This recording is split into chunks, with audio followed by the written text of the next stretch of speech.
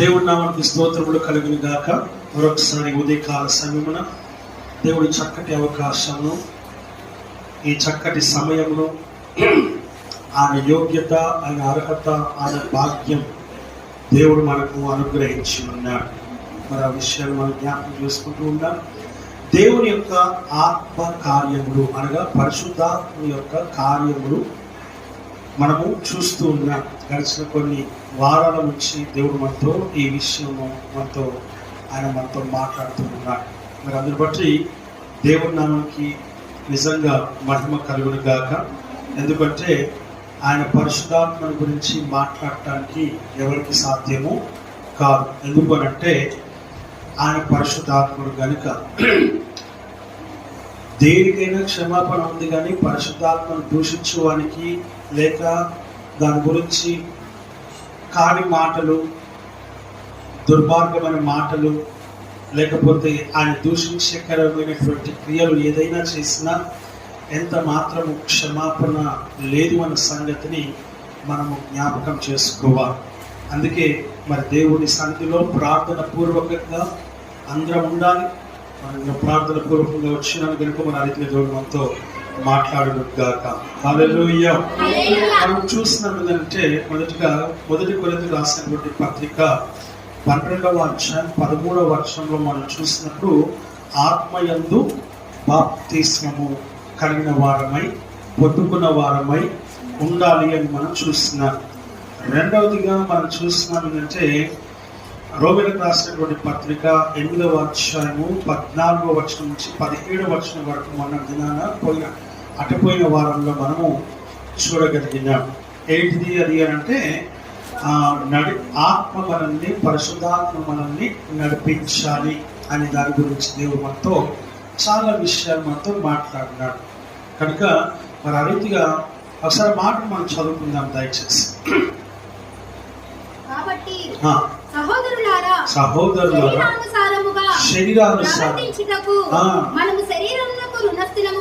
మనం శరీరమునకు రుణస్థులము కాదు. శరీరానుసారంగా నడుచుకోవడానికి శరీరం యొక్క రుణస్థులము కాము. కాబట్టి మనం శరీరానుసారంగా నడుచుకోవద్దు. ఈ శరీరము మృతతుల్యము.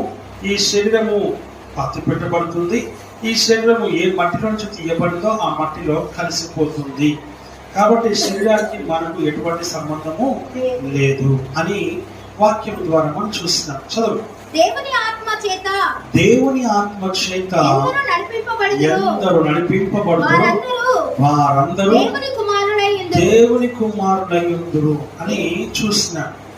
ఎందరైతే దేవుని ఆత్మతో నడిపింపబడుతున్నారో వారు దేవుని కుమారులను వాక్యం చెప్తారు. అంటే మనం దేవుని కుమారులుగా, కుమార్తెలుగా ఉండాలి. ఆ తర్వాత మరలా భయపడుటకు దాస్యపు ఆత్మను మనము పొందలేదు, కానీ దత్తపుత్రాత్మను మనం పొందుకున్నాము. అనగా ఇశ్రాయేలుకు ఏ ఆత్మనైతే ఆయన ఇచ్చి ఉన్నాడో అదే ఆత్మను మనకు కూడా పంచి ఇచ్చినట్టుగా మనం చూస్తూ ఉన్నాం. తర్వాత ఆ ఆత్మను కలిగిన వారమై మనం అబ్బా తండ్రి అని మొరపెట్టుచు ఉన్నాం. మనము దేవుని పిల్లలమని ఆత్మ తానే మన ఆత్మతో కూడా సాక్ష్యమిస్తూ ఉన్నాడు. మనము పిల్లలమైతే వారసులు అనగా దేవుని వారసులు. క్రీస్తుతోడు కూడా మనము క్రీస్తుతో కూడా మహిమ పొందుటకు ఆయనతో శ్రమపడిన ఎడల క్రీస్తుతోడి వారసులము. చూసారా, ఆయనతో వారసులం కావాలంటే మనం ఆయనతో శ్రమపడాలి, ఆయనతో కలిసి నడవాలి అని దేవుని వాక్యం ద్వారా మనం చూస్తున్నాం. అటుపోయినటువంటి వారంలో మనము దేవుడు వీటన్నిటి విషయంలో మనతో సూటిగా, స్పష్టంగా మనతో మాట్లాడినట్టుగా మనము చూడగలిగినాం. హల్లెలూయా, హల్లెలూయా.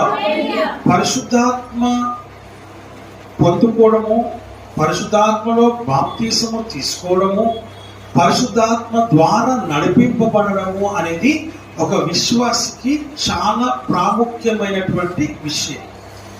అది లేకుండా అనగా పరిశుద్ధాత్మను పొందుకోకపోవడం, పరిశుద్ధాత్మలో బాప్తిసం తీసుకోకపోవడం, పరిశుద్ధాత్మ ద్వారా నడిపింపబడకపోవడం అనేది ఒక విశ్వాసకి తగని విషయం. ఎందుకు అంటే పరిశుద్ధాత్మ ద్వారా నడిపించబడేవాడు, పరిశుద్ధాత్మలో బాప్తిసము తీసుకున్నవాడు యొక్క జీవితము పరిశుద్ధమైనదిగా ఉంటుంది అని వాక్యం ద్వారా మనం చూస్తున్నాం. ఎలా ఉంటుంది? పరిశుద్ధమైనదిగా ఉంటుంది, పవిత్రమైనదిగా ఉంటుంది. అనగా దాని అర్థం ఏంటంటే దేవుని యొక్క సన్నిధికి, ఆత్మీయ జీవితమునకు, విశ్వాసము, నమ్మకమునకు, నిరీక్షణకు, క్రైస్తవ విశ్వాస జీవితమునకు వ్యతిరేక్తముగా ఎటువంటి రీతిగా నడుచుకోడు, దానికి అగెయిన్స్ట్ గా వెళ్ళడు, దానికి వ్యతిరేకముగా నడుచుకోడు, దానికి వ్యతిరేకముగా మాట్లాడడు. అనగా లోకమును దృష్టిలో పెట్టుకొని కాదు, పరిశుద్ధాత్మను దృష్టిలో ఉంచుకొని ఆ పరిశుద్ధాత్మ ద్వారా నడిపింపబడేవాడు పరిశుద్ధమైన జీవితమును జీవించడానికే వాడు ఏం చేస్తాడు? ఆయన తనను తాను అప్పగించుకుంటాడు.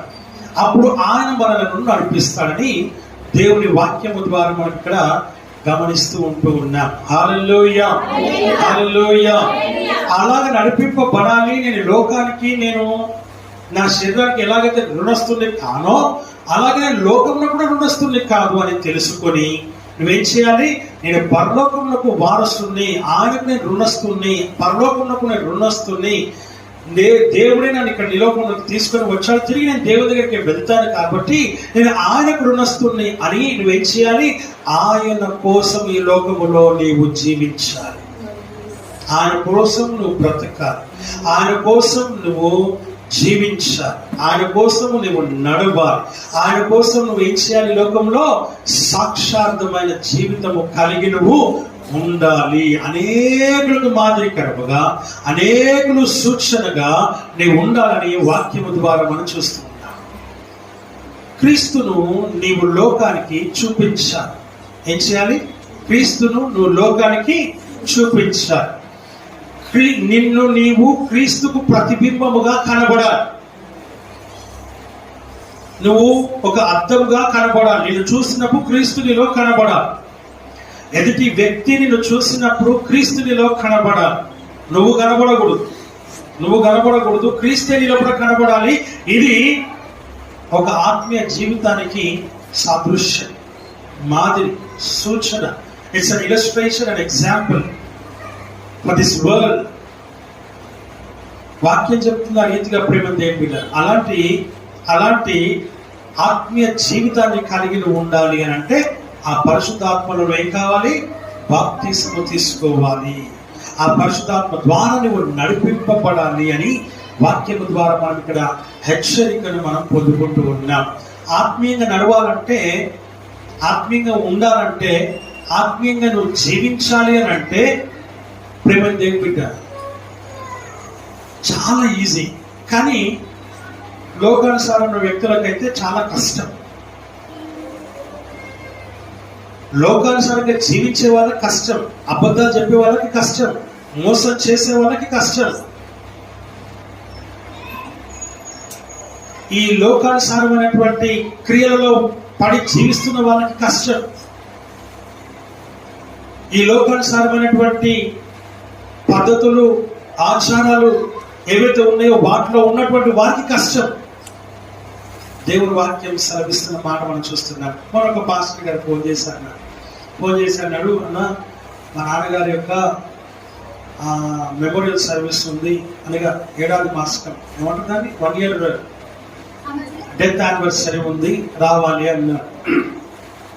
నేను అన్నాను, అయ్యా వచ్చేవారు మాకు కుదరదని చెప్పాను. నేను చెప్తే అయ్యో మా సరిపడ డేట్ మార్చుకోవాలన్నా అన్నాడు.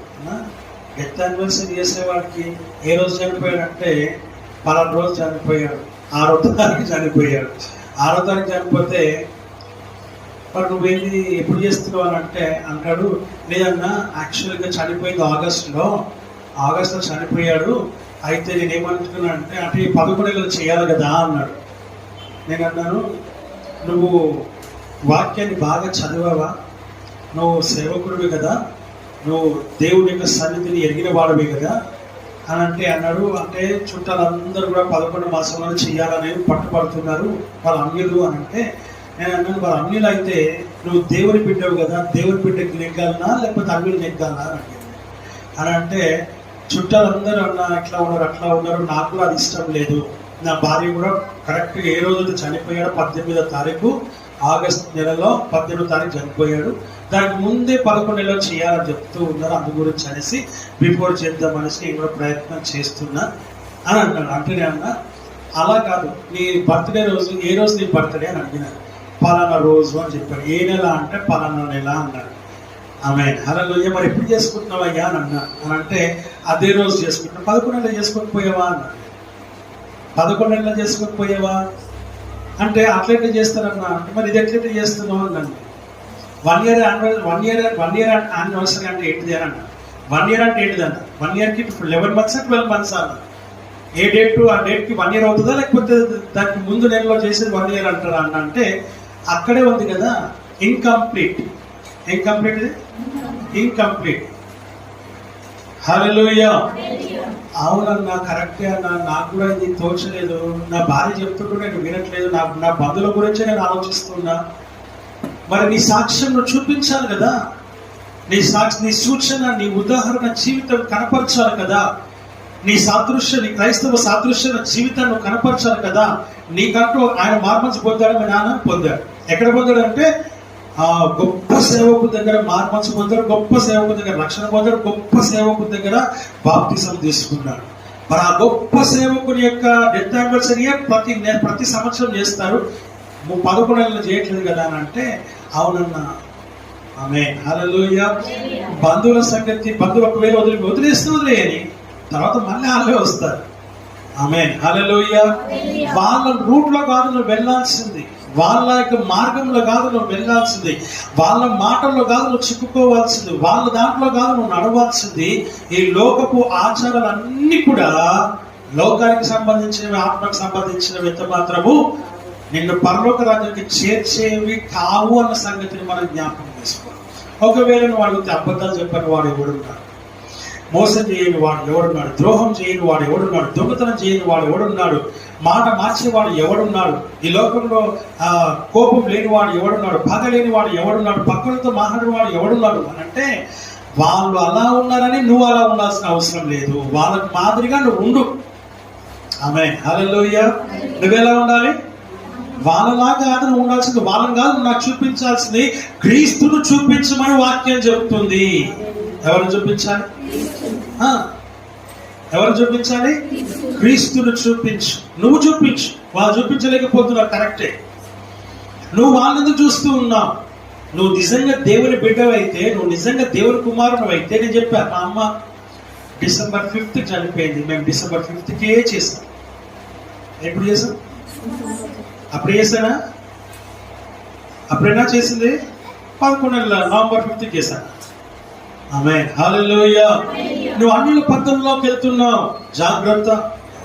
అన్యుల ఆచరణలోకి వెళ్తున్నావు, జాగ్రత్త. నీ మారు మనసుకు తగిన జీవితం, నీ రక్షణ కలిగిన జీవితం, నీ నిరీక్షణ కలిగిన జీవితం నువ్వు చూపించాలి, కనపరచాలి. ప్రాక్టికల్ గా నువ్వు చేసి చూపించాలి. హల్లెలూయా హల్లెలూయా.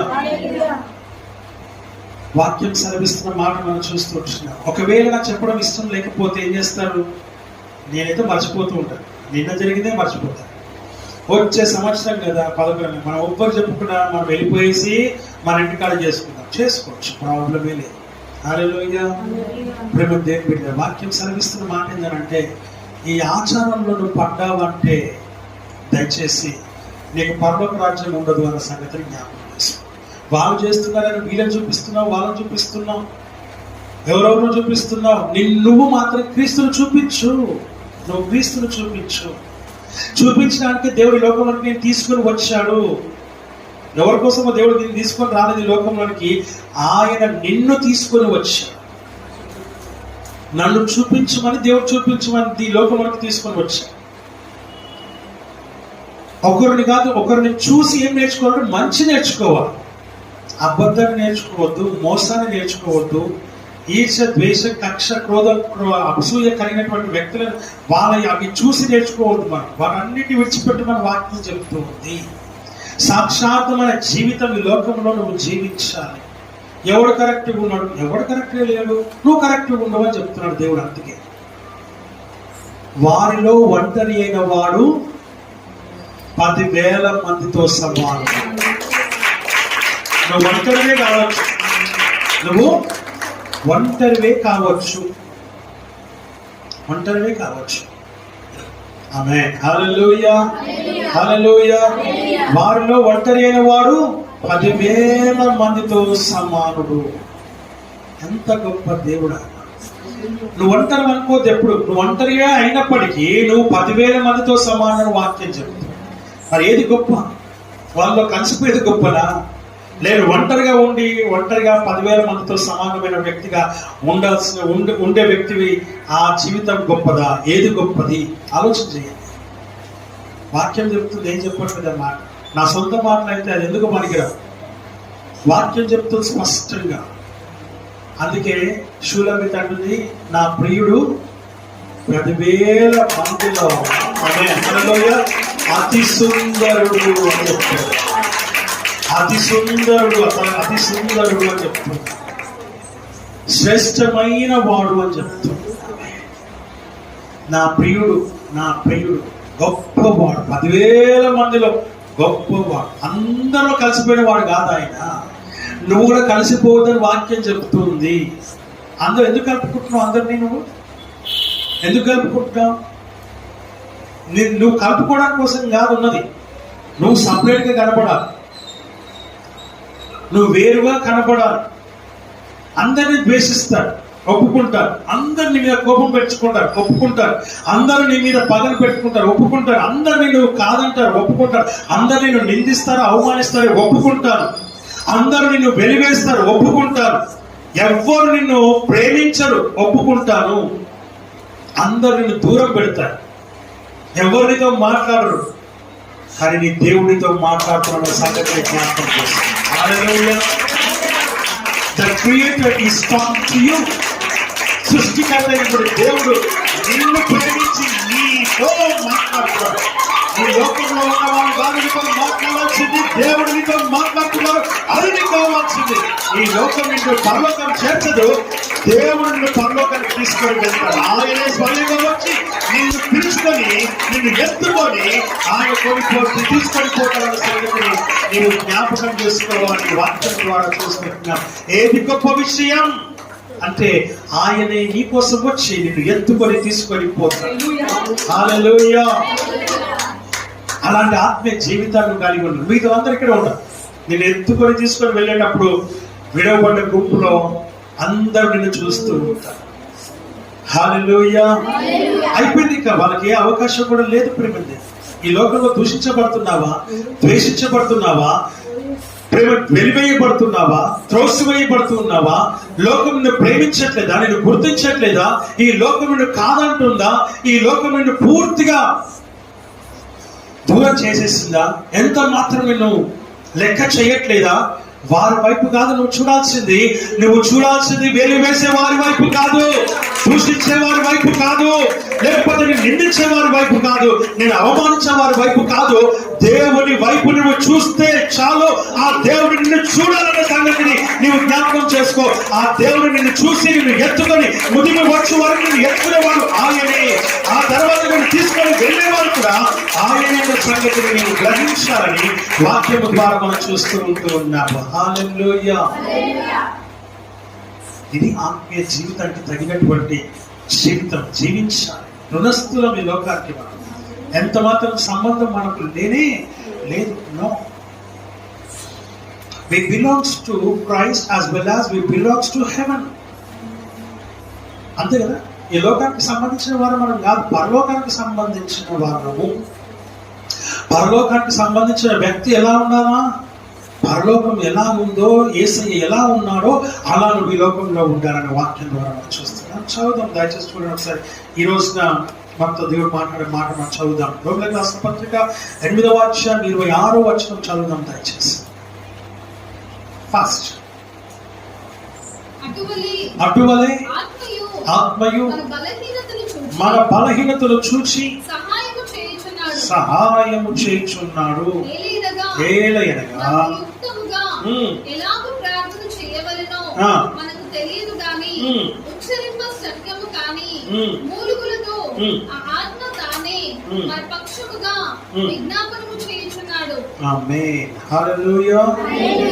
దేవుని వాక్యం సెలవిస్తున్నటువంటి మాట మనం చూస్తూ ఉన్నాం. ఇక్కడ చిన్న ప్రార్థన చేసుకుందాం. మా వికిగా ప్రేమించి మా పరమ తండ్రి, మీ నామానికి వందనాలు, స్తోత్రాలు, స్తుతులు, కృతజ్ఞతాస్తుతులు చెల్లిస్తున్నాం. నీ వాక్యం ద్వారా మాతో సూటిగా స్పష్టంగా మాతో మీరు మీ అధికారం కలిగిన స్వరం మాట్లాడడం పెట్టుకుంటున్నాం. వినగలిగే చెవులు, గ్రహించగలిగే హృదయములు, మనస్సు మాకు అనుగ్రహించమని పెట్టుకుంటున్నాం. నిర్లక్ష్యం అలక్ష్యం అనేది బాగా ఉండకుండా, లేకుండా, రాకుండా సహాయం చేసి మహిమ పొందమని వేడుకుంటున్నాం. ఈ కార్యం జరిగించి నామ మహిమ కలిగించేసి యేసుక్రీస్తు నామములో అడిగి వేడుకొంచుతున్నాము తండ్రి. ఆమేన్. హల్లెలూయా. హల్లెలూయా. వాక్యం సెలవిస్తున్న మాటలు మనము చూస్తూ ఉన్నాం. ఇక్కడ అంటే ఆయన అటువలే ఆత్మయు మన బలహీనతలు చూచి సహాయము చేయుచు ఉన్నాడు. ఏలయనగా యుక్తముగా ఎలాగ ప్రార్థన చేయవలనో మనకు తెలియదు కానీ ఉచ్చరింప శక్యము కాని మూలుగులతో ఆ ఆత్మ తానే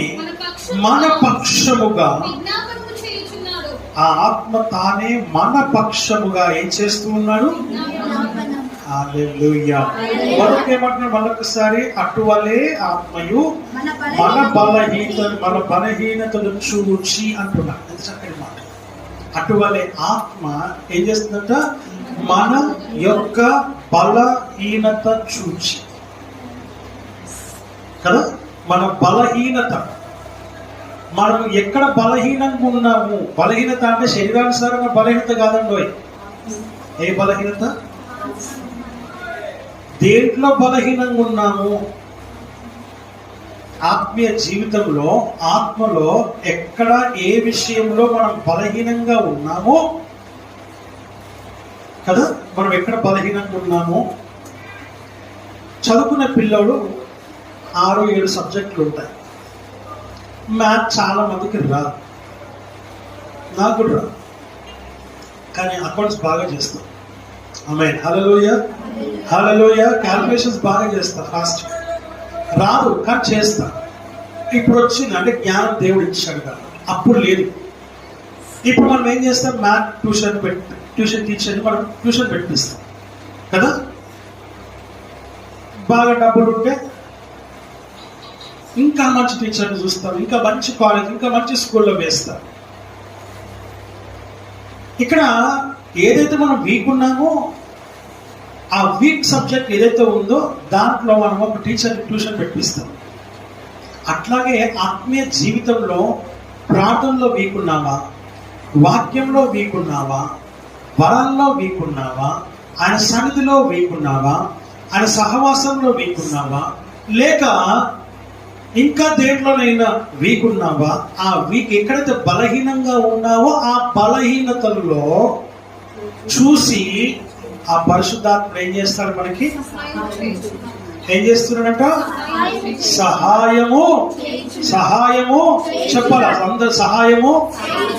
ఆమేన్. హల్లెలూయా. ఆయన సహాయం చేస్తూ ఉన్నాడు. అటువలే ఆత్మయు మన బలహీనతను చూచి సహాయము చేయుచు ఉన్నాడు. ఇంకేమంటాడు? ఏలేగా మనము యుక్తముగా చూసారా? యుక్తముగా ఎలాగూ ప్రార్థన చేయవలెను. అలాంటి ప్రార్థన రొటీన్ ప్రార్థనలు కాదు మనం చేయాల్సిన. ప్రార్థన చెయ్యి అనగానే చాలా మంది ఏం చేస్తారంటే, లోకం సంగతి చెప్తున్నాను. లోకంలో చాలా మందికి ఎప్పుడు ఏ సందర్భంలో ఏ ప్రార్థన చేయాలో తెలియదు. ఫర్ ఎగ్జాంపుల్ నవ్వుకుందాం. చనిపోయిన దగ్గర బర్త్డే ప్రార్థన చేస్తే ఎట్లుంటది? బర్త్డే దగ్గర పోయి చావు ప్రార్థన చేస్తే ఎట్లుంటది? ప్రభువా వీరికి ఆధారం దయచేయండి ఆయన అంటే ఎట్లుంటది? భర్తల దగ్గర పోయి వెడ్డింగ్ యానివర్సరీ చేసుకునే దగ్గర పోయేసి ప్రభు వీళ్ళకి ఆదరణ దయచేయని ఆయన, సమాధానం దయచేయని ఆయన అంటే వాళ్ళు మొక్కలు చూస్తారు, కళ్ళు తెరిచి వీళ్ళకి ఏం ప్రార్థన చేస్తున్నారు వీళ్ళు అనేసి మనల్ని చూస్తారు. ఆమేన్, హల్లెలూయా, హల్లెలూయా. చావు కాడికి పోయి నాయన దీవించిన ఆయన గడిచిన సంవత్సరం అన్ని మీరు కాచి కాపాడుకుంటే నీకు వందనాలు ప్రభు. అయ్యా తండ్రి, ఈ బిడ్డకు కావాల్సిన ఆయుర ఆరోగ్యం దయచేయి, నూతన బలం నూతన శక్తిని దయచేయి, ఆనందము సంతోషం దయచేయి. చచ్చిపోయినాక ఆనందం సంతోషం ఏంది నాకు అర్థం కాదు. అర్పించలేకపోతే హల్లెలూయా. అప్పుడు ఏడ్చడం కూడా దొంగ ఎప్పుడు ఏడ్చడం అంటాడు. ఆ దొంగ ఎప్పుడు ఏడ్చడం దక్కుమని ఆగిపోతాడు, ఆగిపోయి చూస్తారు. ఆనందం సంతోషం ఏంది, సమాధానం ఏంది. ఆమేన్, హల్లెలూయా. నిజం అంటే గమ్మత్ ప్రార్థన. ఏం ప్రార్థన చేస్తారో తెలియదు వాళ్ళకి, ఎలాంటి ప్రార్థన చేస్తారో తెలియదు. యవనస్తుల దగ్గర పోయి ముసలి గురించి ప్రార్థన చేసినట్టు, ముసలి దగ్గర పోయి యవనస్తుల గురించి ప్రార్థన చేసినట్టు ఉంటుంది కథ. అంటే ఎలా చేయాలో కూడా తెలీదు, ఏం ప్రార్థన చేయాలో కూడా తెలియదు. ఏదో వచ్చింది, ఇక వచ్చినట్టే ఉండిపోయి ఇక చచ్చిపోయేదాకా అదే ప్రార్థన. ఇంకొంతమంది అమ్మని కాపాడిన ఆయన, తన నాయనని కాపాడు తండ్రి, మా చెల్లిని కాపాడిన ఆయన, కాపాడిన మీదనే ఉంటుంది అలా ప్రార్థన అంతా. ఎగ్జామ్కి వచ్చినప్పుడు, ఎగ్జామ్ వెళ్ళేటప్పుడు నా దగ్గరికి వచ్చి ప్రార్థన చేసుకుంటాను. ఇప్పుడు వాళ్ళకి ఏం ప్రార్థన చేయాలి కదా, ఏం ప్రార్థన చేయాలి? ఎగ్జామ్కి వెళ్తున్న దాని గురించి ప్రార్థన చేయాలి, నేర్చుకునే మర్చిపోకుండా దాని గురించి ప్రార్థన చేయాలి. అది కాకుండా వీళ్ళ అమ్మని కాపాడిన ఆయన, వీళ్ళ ఆయనని కాపాడిన ఆయన, తండ్రి ప్రభు బిడ్డను కూడా కాపాడిన ఆయన, అయ్యా ఆత్మీయ జీవితంలో ఎదిగింపచేయన ఆయన, బలపరిచిన ఆయన, ప్రార్థనలో బలపరిచిన ఆయన అంటే ఎట్లున్నది? ఆ ప్రార్థన పొందిన బిడ్డ ఏమనుకున్నది? అసలుకే టెన్షన్లో ఉంది. అన్న దగ్గర పోతే ప్రార్థన చేసుకుంటే నేను చక్కగా ఎగ్జామ్ రాస్తానైతే వచ్చిన బిడ్డ ఏమైతే కూడా అక్కడ ఏంది అన్న ఇట్లా ప్రార్థన చేసిండు అనేసి లోపల ఏం అనలేక పాపం, అయ్యో అనవసరం వచ్చిన అన్న పాపం టెన్షన్ ఉన్నట్టు, లేకపోతే ఏమైనా అయినట్టు చిప్పు దొబ్బిందేమో కదా. అనారోగ్యంతో వచ్చింది, బాగలేని పరిస్థితులు వచ్చింది. బాగున్నావు అమ్మ, ఎత్తులో సంతోషంగా ఉన్నావా అని ఎట్లా అడుగుతారు ఎవరన్నా? ఏమైందమ్మా అని అడుగుతారా? ఆమేన్, హల్లెలూయా, హల్లెలూయా. అంటే ఎలా ప్రార్థన చేయాలో కూడా తెలియదు. అప్పుడు దేవుడు ఏం చేస్తాడు? పరిశుద్ధాత్ముడు ఏం చేస్తాడంట? సహాయం చేస్తాడు. He will help you out. He will help you how to pray. ఎలా ప్రార్థన చేయాలో దేవుడు నీకు ఆత్మ ఏం చేస్తుందంట? సహాయము చేస్తుంది.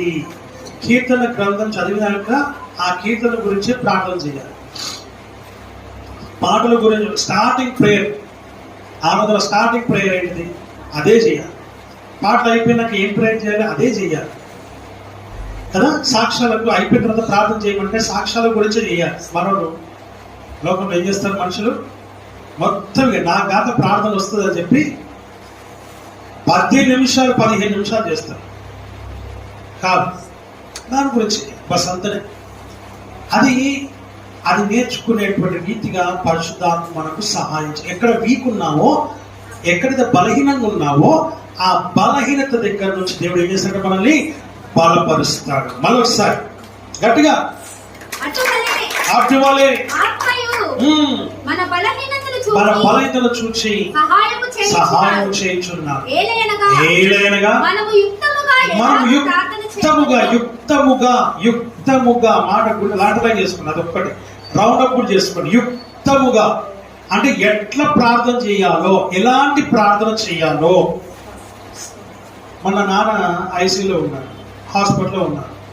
వచ్చినాను ఆడికొచ్చి వేరే లెక్క ప్రార్థన చేస్తే ఎట్లుంటుండే కదా కదా. మామూలుగా చెప్తుండే. ఇప్పుడు బెడ్ మీద మనకి ఎలాంటి ప్రార్థన చేయాలి కదా? దేవుని ముట్టాలి, శక్తినివ్వాలి, బలాన్ని ఇవ్వాలి. ఆయనకు కూడా విశ్వాసము నమ్మకము కుదిరే విధంగా నువ్వు ప్రార్థన చేయాలి. ఆమేన్, హల్లెలూయా. దేవుడి వాక్యం సెలవిస్తుంది. బాగలేని వాళ్ళ దగ్గరికి వెళ్ళేసి బాగలేని పరిస్థితిలో ఉన్నటువంటి వారి ఇళ్లలోకి వెళ్ళేసి ప్రార్థన చేసేటప్పుడు బర్త్డేకి వెళ్ళినప్పుడు, మ్యారేజ్ డేకి వెళ్ళినప్పుడు, డెత్ దగ్గరికి వెళ్ళినప్పుడు ఎలాగ చేయాలో మనం నేర్చుకోవాలి.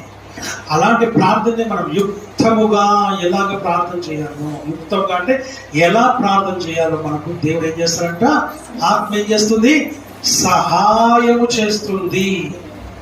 ఆయనే సహాయం చేస్తాడు. నువ్వు ఎందులో వీక్ గా ఉన్నావో ఆ వీక్నెస్ ని తీసేసి ఆయన బలాన్ని దేవుడు నీకు అనుగ్రహిస్తాడు. హల్లెలూయా.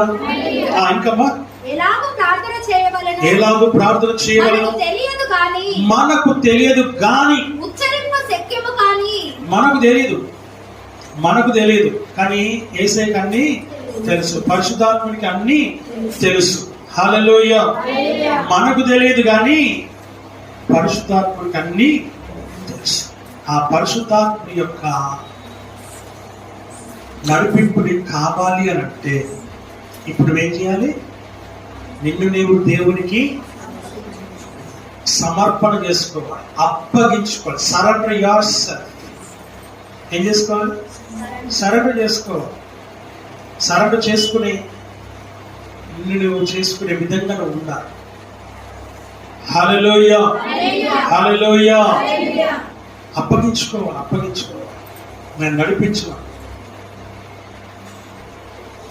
నన్ను నడిపే యేసయ్యా, నన్ను కాచే యేసయ్యా, నన్ను నడిపే యేసయ్యా, నన్ను కాచే యేసయ్యా.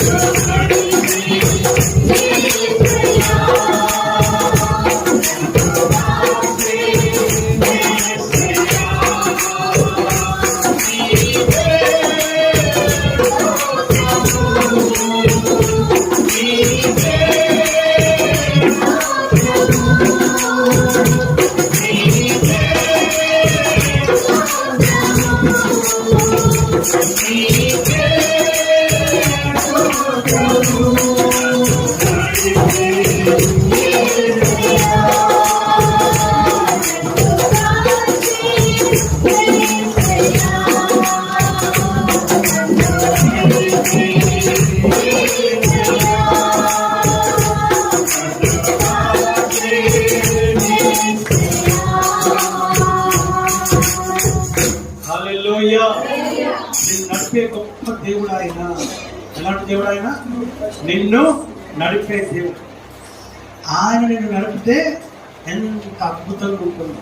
ఆయన నడిపితే ఎక్కడో తప్పిపో, ఏ తప్పు నువ్వు చెయ్యి. ఆమేన్, హల్లెలూయా. మార్గము ఎన్నో వంకర మార్గాలు మనకు ఎదురవుతాయి. ఆ వంకర మార్గంలో నడవకుండా కానీ నువ్వు సరి అయినటువంటి స్ట్రైట్ మార్గంలో నేను ఏం చేస్తాడు, ఆయన నడిపిస్తాడు. హల్లెలూయా. అంత గొప్ప ఆత్మీయ జీవితాన్ని దేవుడు నీకు ఇస్తాడు. నువ్వు ఆ విషయాన్ని గమనించాలని దేవుని వాక్యం ద్వారా మనం ఇక్కడ చూస్తూ ఉంటున్నాం. మళ్ళీ ఒకసారి మార్చవద్దు. అటువలే ఏంటంటే ఆత్మయు మన బలహీనతలు చూచి సహాయము చేయించు ఉన్నాడు. వేలయనగా మనము యుక్తముగా ఏలాగు ప్రార్థన చేయవలనో ఏలాగు ప్రార్థన చేయవలనో మనకు తెలియదు, కానీ ఉచ్చరింప శక్యము కానటువంటి మూలుగులతో ఆ ఆత్మ తానే మన పక్షముగా ఉండి విజ్ఞాపనము చేస్తూ ఉన్నాడు. ఎలాగూ ప్రార్థన, ఆ మాటను మనం ఒకసారి మళ్ళా ఎందుకు జ్ఞాపకం చేస్తున్నాం ఏమంటే, మనం అలా ఉన్నాం. ఎలా ప్రార్థన చేయాలనో, యుక్తముగా ఎలాగ ప్రార్థన చేయాలో మనము నేర్చుకోవాలి. అలా నేర్చుకున్న మన వల్ల చేత కాకపోతే పరిశుద్ధాత్మకు నిన్ను అప్పగించుకొని ఏం చేయాలా, దేవుని నువ్వు అడగాలి. హల్లెలూయా. ఏం చేయాలి, అడగాలి, దేవుణ్ణి అడగాలి, అప్పగించుకోవాలి. దేవునికి అప్పగించుకున్నప్పుడు ఆయన నిన్ను ఏం చేస్తాడు, నడిపిస్తాడు. హల్లెలూయా. ఎలాగ ప్రార్థన చేయాలో మనకు తెలియదు, కానీ ఆ మాటకు నువ్వు కట్టుబడి ఉండాలి. నాకు తెలుసు అనొద్దు.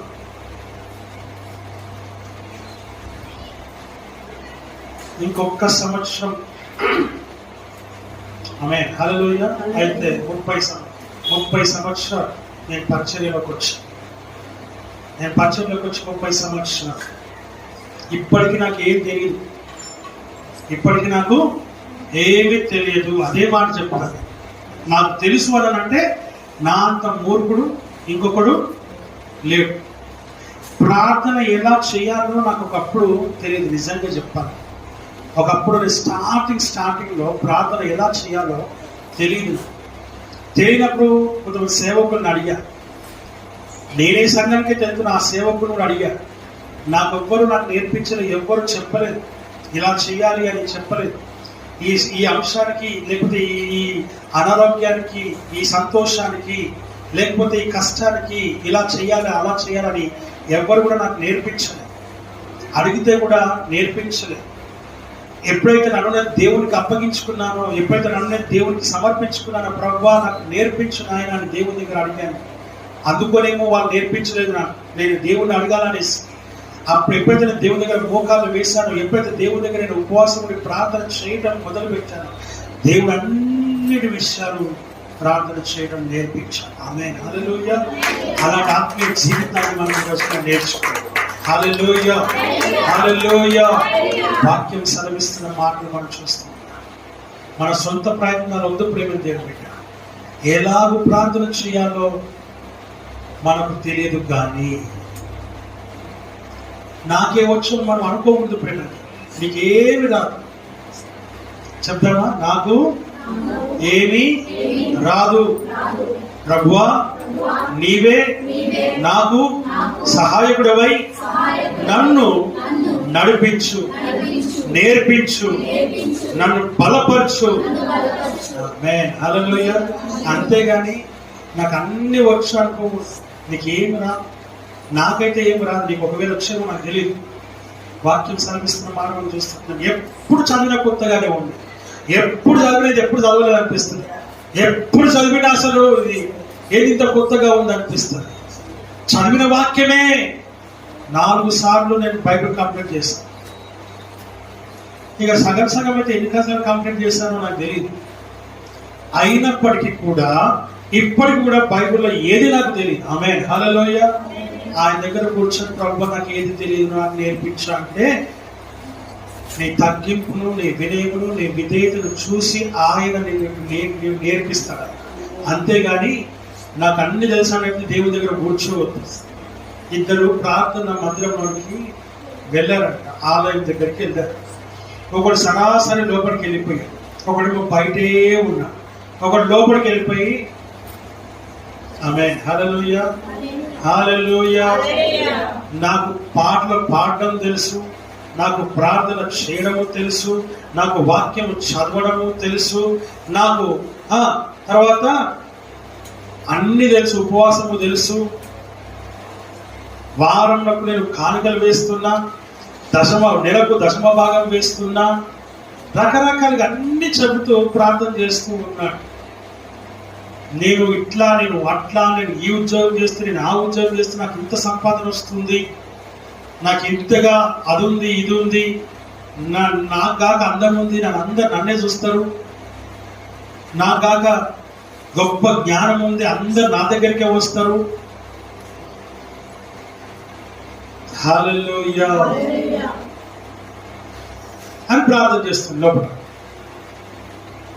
బయట ఒకడు, అయ్యా నేను పాపిని, ఏం చెప్పండి, నాకు రాదని చెప్పట్లేదు, నాకు వస్తుందని చెప్పట్లేదు, నేను పాపిని ప్రభువా, నీ ఆలయంలోనికి ప్రవేశించలేని స్థితిలో నేను ఉన్నాను, నేను పాపిని అని అంటే ఏమనలేదు అక్కడ. He submitted himself as a sinner. ఏం చేశాడైనా తనకు తాను అక్కడికి వచ్చి, ఆలయంలోనికి నేను వెళ్ళను, నేను పాపిని, నేను యోగ్యుణ్ణి కాదు అని చెప్పాడు. అంతే, చిన్న మాట చెప్పాడు, పాపిని అన్నాడు. ఆ పాపి యొక్క ప్రార్థన దేవుడు విన్నాడు, జవాబుగా ఇచ్చేశాడు. హల్లెలూయా హల్లెలూయా. పాపి యొక్క ప్రార్థన దేవుడు విన్నాడు. లోపల ప్రార్థన వినలేదా? విన్నాడు, అది కూడా విన్నాడు. కానీ అక్కడ జవాబు లేదు, ఇక్కడ జవాబు ఉంది. అంతే డిఫరెన్స్. ఎందుకంటే వీడు ఏమంటున్నాడు అంటే, నేను పాపిని, నేను యోగ్యుని కాదు, నేను అర్హుల్ని కాదు, నేను లోనికి రాలేని స్థితిలో నేను ఉన్నాను, నన్ను కనికరించు, కృప చూపించు, దయ చూపించు అని మాత్రమే అడుగుతూ ఉన్నాడు. లోపల మాత్రం నేను అది ఇస్తున్నా, నేను ఇది ఇస్తున్నా, ఇది చేస్తున్నా, అది చేస్తున్నా, నాకు అన్ని తెలుసు అన్నాడు. తెలుసుకోనికి ఎందుకు జవాబు? అందుకని దేవుడు వాడు జవాబు ఇవ్వాలి. తెలిసినప్పుడు ఇక జవాబు ఏమని చెప్పినాను సార్, ఇప్పుడు నీకు అన్ని తెలిసినప్పుడు ఇక జవాబు అవసరం లేదు కదా, నేను ప్రార్థన కూడా చేయాల్సిన అవసరం లేదు. నన్ను అడిగితే తెలియడానికి కావాలి ప్రార్థన. నేను అదే చెప్తున్నా, తగ్గింపు కావాలి, వినయము కావాలి, విధేయత కావాలి. నాకు ఏమి తెలియదు అని అంటే దేవుడు నేర్పిస్తాడు. ఆయన ఎవ్రీథింగ్ అని టీచర్ కూడా ఏం నేర్పించలేదు, లెక్చరర్ కూడా నీకు ఏం నేర్పించలేదు. Then why are here, then go and get a job, అంతే కదా. Go and get a job. Why are you here? Amen. Hallelujah. ఇంకో మాట అనలేక గెట్ ఎ జాబ్ అన్న, గెట్ అవుట్ అనలేదు. Amen. Hallelujah. దేవుని వాక్యం సెలవిస్తుంది, అన్ని తెలిసిన మనకు కాల్పడం ఉంది. అన్ని తెలుసానంటే మనకి ఏం లేదుగా, ఇంకా కొనసాగింపు ఏం లేదు. అన్ని తెలుసానంట ఏమి లేదన్న కానీ అంతకి కొనసాగింపు చాలా ఉంటుంది. ఆయనే సమస్తం ఉండి, నీ జీవితానికి చుక్కానిగా ఉండి, ఆయన నీకు ఒక గోల్గా ఉండి, ఆయన నీకు చూపుగా ఉండి, ఆయన నీకు వినికిడిగా ఉండి, ఆయన నీకు మాటగా ఉండి, ఆయన నీకు సమస్తమై నిన్ను నడిపిస్తాడన్న సంగతిని నీవు జ్ఞాపకం చేసుకోవాలని వాక్యం ద్వారా మనం చూస్తూ ఉంటాం. He will teach everything. He will teach everything. ఉత్సవింప శక్తిము కానటువంటి మూలులతో ఆయన నీ జీవితంలో, నీ ప్రాంతంలో ఉండి ఆయన ప్రార్థన చేపిస్తూ ఉంటాడు. నేను జ్ఞాపకం చేసుకోవడం వాక్యం. ఉచ్చరింప శక్తిము కానటువంటి మూలులతో, భాషలతో, పర్లోకము సన్నిధితో, పరిశుద్ధాత్మక నడిపింపుతో నీకు ప్రార్థన ఆయన చేపిస్తాడు. నువ్వు చేయవు, ఆయన నీలో ఉండి నేను చేస్తాడు. లోపల ఉన్నవాడు వాడు చేసుకుంటాడు, బయట ఉన్నవాడికి మాత్రము ఆయన లోపల ఉండి, వాడి లోపల ఉండి, వాడు ఆలయంలో ఉన్నాడు, ఈ హృదయంలో దేవుడు ఉన్నాడు. ఆమేన్ హల్లెలూయా. దేవుని సన్నిధిలోకి వెళ్ళినవాడు గొప్పవాడా, హృదయంలో ఉన్నటువంటి దేవుడు గొప్పవాడా అంటే, ఏమి తెలియకుండా బయట ఉండి అయ్యా నథింగ్ అంటే దేవుని హృదయంలోకి వస్తాడు. ఆత్మ నీలోకి వస్తుంది, ఆ ఆత్మ నిన్ను నడిపిస్తుంది. ఆ ఆత్మ కలిగిన బిడ్డగా నువ్వు జీవించగలుగుతావు అనే సంగతిని నీవు జ్ఞాపకం చేసుకోవాలి. వాక్యం ద్వారా మనం ఇక్కడ చూస్తూ ఉంటూ ఉన్నాం. If you know nothing, God will teach you. If you know everything and you will not have anything, you will not, even if you are not submitting yourself, nothing is going to happen. దేవుని వాక్యం సెలవిస్తున్న మాట మనం ఇక్కడ చూస్తూ ఉంటాం. వీడు బయట ఉన్నాడు, నేను పాపిని అన్నాడు. ఆయన లోపలికి వచ్చేసాడు. వచ్చాడు, ఆయన లోపల ఉండి ప్రార్థన చేపిస్తాడు. నీ బలహీనతల్లో అన్నిట్లో ఆయన ఉండి నేను ఏం చేస్తున్నాడు, నీ బలహీనతలు చూసి ఆయన్నే ప్రార్థన చేస్తూ ఉన్నాడు. దేవుని వాక్యం సెలవిస్తుంది. మనం చూస్తూ మనకు కావాల్సింది అదే ఈరోజు. నేను నడిపించే దేవుని లోపల ఉండి నడిపించాలి, కానీ నీవుగా నడిస్తే మార్గం తప్పిపోతావు. నీకు అన్ని తెలుసు అంటే కష్టం. ఇక నువ్వు ఎవరి మాట వినవు, చెబుతుంటే కూడా వినవు, మాట్లాడుతుంటే కూడా వినవు, వినే స్థితిలో నువ్వు ఉండవు. ఎందుకంటే నేను ఎత్తి మీద ఏముంది, నాకు అన్ని తెలుసనే దయ్యము. ఏ దయ్యం ఉంది? నాకు అన్ని తెలుసనే దయ్యము. ఆ దయ్యం నేను విననిస్తుందా, మాట్లాడిస్తుందా, చూడనిస్తుందా, అనుసరింప చేస్తుందా అంటే చెయ్యదు. హల్లెలూయా, హల్లెలూయా. మన జీవితం మనది కాదు. మనదా, నాదా, నీదా, ఎవరిది కాదు, దేవునిది. ఆమేన్. హల్లెలూయా, హల్లెలూయా. నిసాగెద యేసునితో నా జీవిత కాలమంతా, నిసాగెద యేసునితో నా జీవిత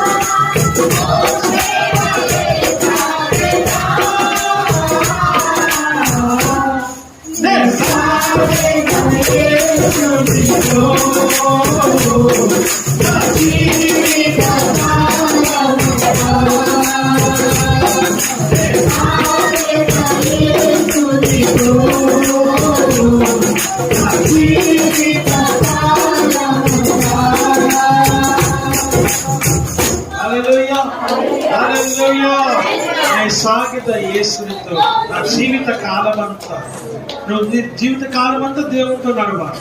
ఏం చేయాలి? ఈ జీవిత కాలమంతా నువ్వు దేవునితో నడవాలి. దేవునితో నడిచే జీవితం కావాలి. దేవునితో నడిచే ఆత్మీయమైనటువంటి సహవాసం నీకు కావాలని వాక్యము ద్వారా మనం చూస్తున్నాం.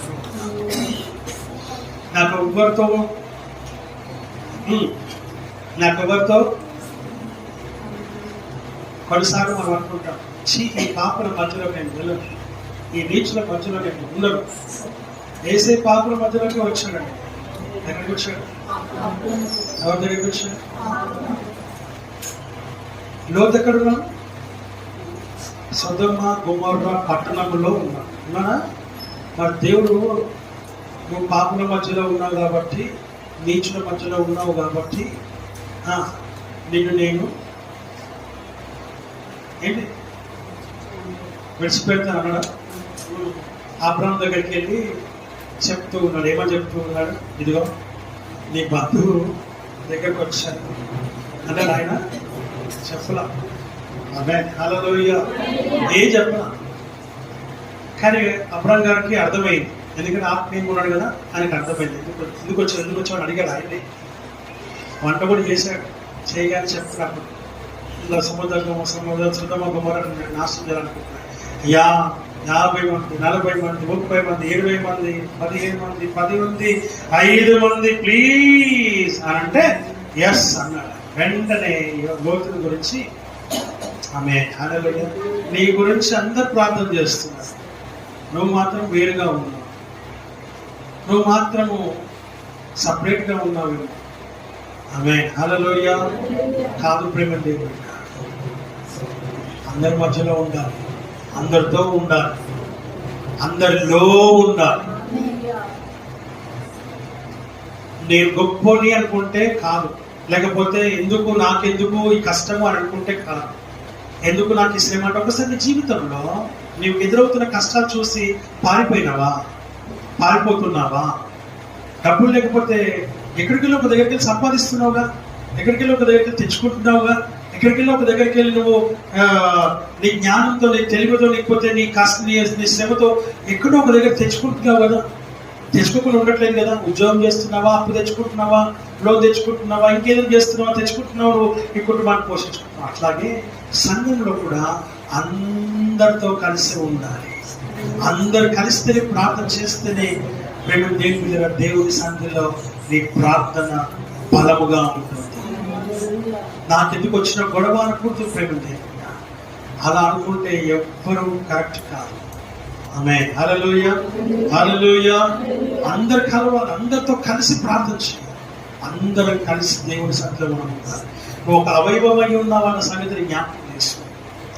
లేనిపోని కొట్లాట నాకెందుకు, లేనిపోని శ్రమలు నాకెందుకు, లేనిపోని ఈ వ్యర్థమైనటువంటి క్రియల్లో నాకెందుకు, నేను ఇంట్లో ఉంటే సరిపోతుంది, నేను అందుకే ఇంట్లో ఉంటున్నాను కాదు ప్రేమ.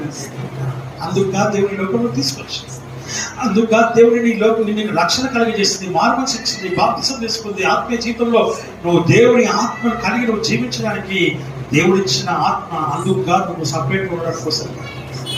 హల్లెలూయా, హల్లెలూయా, హల్లెలూయా. నేను యేసుని చూచే సమయం ఎప్పుడు తెలుసా ఎవరికైనా? కూర్చో, పో. తెలుసా ఎవరికైనా? ఎవరికైనా తెలుసా? తెలియదు. కానీ ఆయన పిలిచే సమయానికి నువ్వు ఎక్కడ ఉండాలి? ఆయన పిలుపును వినే స్థితిలో నువ్వు. ఆయన పిలుస్తూ ఉండగా వారం రోజుల ముందే, 10 రోజుల ముందే, 2 రోజుల ముందే నువ్వు గుర్తెరగాలి. నీ ఆత్మలో ఎక్కడ గుర్తెరగాలి? నీ ఆత్మలో దేవుని పిలుస్తున్నాడు. దాని చెప్తా, నేను నా దేవుడిని పిలుస్తున్నాడు, నేను వెళ్ళబోతున్నాను. చెప్పగలమా? ఎవరైనా చెప్పగలరా? నేను వెళ్తున్నాను నా తండ్రి దగ్గరికి అని చెప్పగలమా? ఇక్కడ ఏం బాధ పెట్టాడు? అనారోగ్యం, అస్వస్థత, వ్యాధి, రోగం, బలహీనత, నింద, అవమానం, అప్పు, డబ్బు, సబ్బులు, పేస్టులు తప్ప వేరే ఏమి లేవు. హల్లెలూయా, హల్లెలూయా. నేను యేసుని చూచే సమయం బహు సమీపమాయెనే.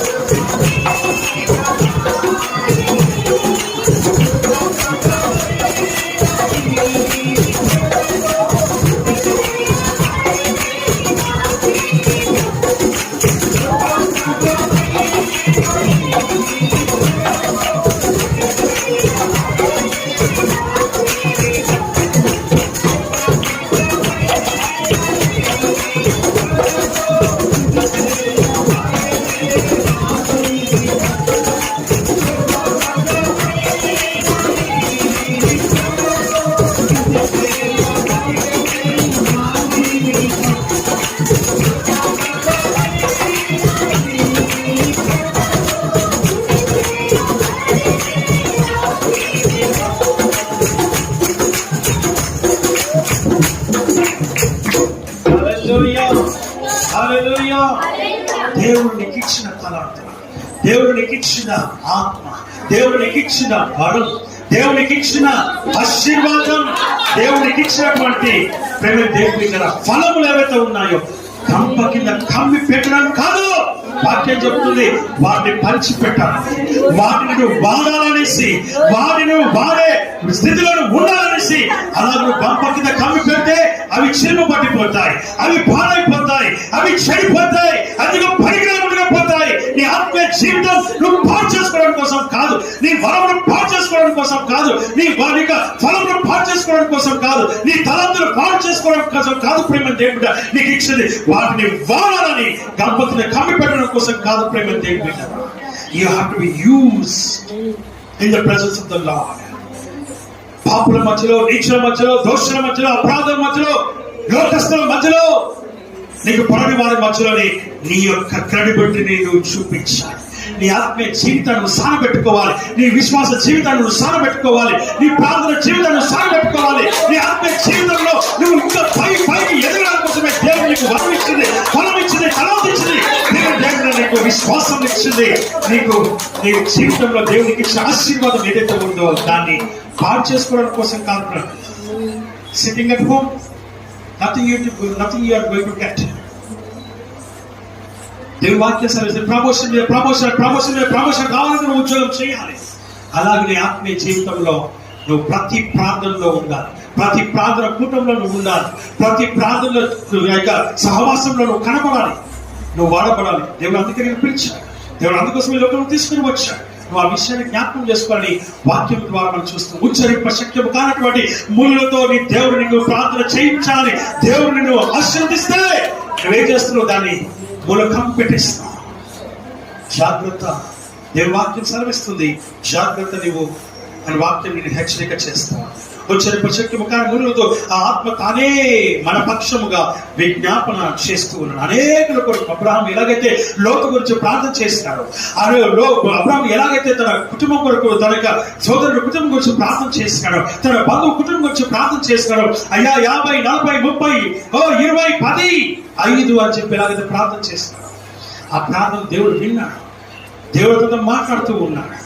వాక్యం సెలవిస్తున్న మాట, దేవునికి ఇచ్చిన తలాంతును నిరుపయోగంగా నువ్వు పాతి పెట్టకూడదు. అది కూడా నేరమే, అది కూడా పాపమే, అది కూడా దోషమే, అది కూడా అపరాధమే. దేవుడు వాక్యం సెలవిస్తున్న మాట మనం చూస్తున్నాం. You have your value. నీ వాల్యూ నీకే ఉంటుంది, నీ ఘనత నీకే ఉంటుంది, నీ యొక్క విలువ నీకే ఉంటుంది. ఆ విలువను నువ్వు కాపాడుకోవాలని వాక్యం ద్వారా మనం చూస్తున్నాం. ఒకవేళ నీ మనసుకు మీరు మంచి వాళ్ళు కాదమ్మా, ఒకవేళ నీ మనసుకు వీళ్ళు పాపులు అనుకో, ఒకవేళ నీ మనసుకు వీళ్ళు లోకస్తులు అనుకో, ఒకవేళ నీ మనసుకు ప్రేమ దేవుని పిల్లలు వీళ్ళు అసలు తగని వారు అనుకో, పర్వాలేదు. కానీ వారి మధ్యలోనే ఉండాలి, వారి మధ్యలో నువ్వు వాడబడాలి, వారి మధ్యలో నువ్వు నిలబడాలి, వారి మధ్యలో నేను ఈ ప్రార్థన జీవితంలో కొనసాగించాలి, వారి మధ్యలో నేను విశ్వాసం కనపరచాలి, వారి మధ్యలోనే యేసు క్రీస్తు ప్రభువుని కలిగి నువ్వు జీవించాలి. అందుకే దేవుని లోకంలో నేను ఏర్పాటు చేస్తాను. నువ్వు సపరేట్గా ఉండి ప్రత్యేకంగా ఉండి కాదు ప్రేమ. ప్రత్యేకంగా ఉండు, లోకానుసారమైన ఆచారాలకు ప్రత్యేకంగా ఉండు, లోకానుసారమైన క్రియలకు ప్రత్యేకంగా ఉండు, అన్యులకు ప్రత్యేకంగా ఉండు ప్రేమ దేవుడికి. అంతేగాని నీ విశ్వాసాల మధ్యలో కాదు. ఆమేన్, హల్లెలూయా. నీ సంఘం మధ్యలో కాదు, నీ సహవాసం మధ్యలో కాదు, దేవుని శరీరం మధ్యలో కాదు ప్రేమ దేవుడికి. ఆ విషయాన్ని నువ్వు గమనించాలని దేవుడు నీతో సూటిగా మాట్లాడుతూ ఉన్నాడు, నాతో మాట్లాడుతూ ఉన్నాడు. నువ్వెందుకు నిర్లక్ష్యం చేస్తున్నావు? నువ్వెందుకు అలక్ష్యం చేస్తూ ఉన్నావు? ఎందుకు నువ్వు దూరంగా ఉంటూ ఉన్నావు? ఎందుకు నీ మనసులో నొచ్చుకుంటూ ఉన్నావు? ఎందుకు నీ మనసులో నువ్వు దేవునికి వ్యతిరేకంగా నువ్వు ఉంటూ ఉన్నావు? దేవుని వాక్యం సెలవిస్తున్న మాట మనం చూస్తున్నాం. నీ విలువైన నీ ఆత్మీయ జీవితాన్ని నువ్వు పాడు చేసుకోవద్దని వాక్యం ద్వారా హెచ్చరికగా పేర్కొంటున్నాడు. ఆ విషయం జ్ఞాపకం చేసుకొని దేవుని సన్నిధిలో మనం ముందుకు సాగడం రీతిగా దేవుడికి వాక్యం ఆశీర్వదించి దీవి